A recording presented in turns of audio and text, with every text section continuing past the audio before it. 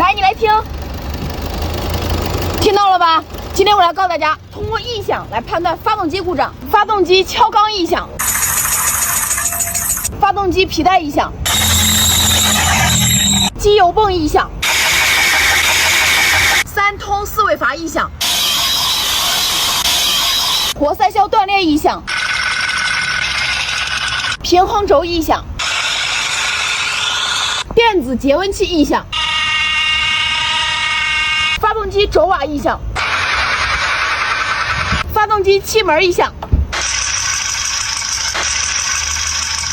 怎么样，都记住了吗？关注我，每天学点切知识。